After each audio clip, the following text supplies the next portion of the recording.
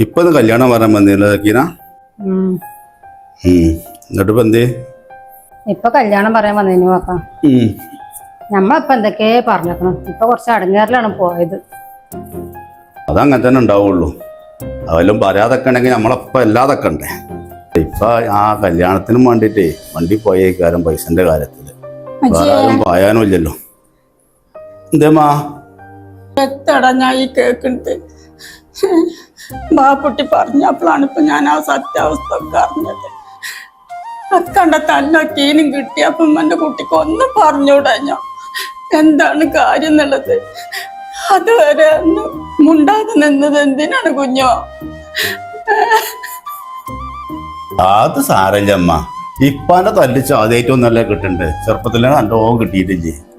അത് ഞാൻ പറഞ്ഞിട്ടുണ്ടെങ്കിലേ ബാവുട്ടിക്ക് പോകാനുള്ള പൈസ ഒന്നും ഇപ്പൊ കൊടുക്കൂല. പിന്നപ്പോ ഏതായാലും ഇപ്പൊ അങ്ങനെ തന്നെ കാണുന്നുള്ളൂ.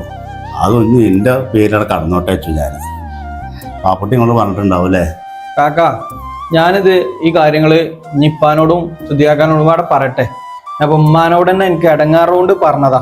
അല്ല എനിക്ക് ഇനി അവിടെ ചെന്നൊരു സമാധാനം കിട്ടൂല. നിങ്ങൾ ഇന്നും എല്ലാരും മുന്നിൽ ഒരു മോശക്കാരനായി നിൽക്കും ചേച്ചു. എന്തിനാണത്? ഓരോടൊന്നും പറയണ്ട. ആ പൈസ ഏതായാലും കാക്ക കൊടുത്തല്ലോ. ഓൽക്ക് കേൾക്കാനുള്ളത് കാക്ക കേട്ടും ചെയ്തു. ഇനി അത് പറയൊന്നും വേണ്ട.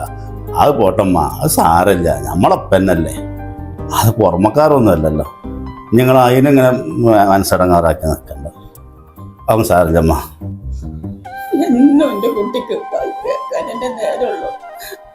എല്ലാരും അടുത്തുനിന്ന് എന്റെ കുട്ടി കേട്ട്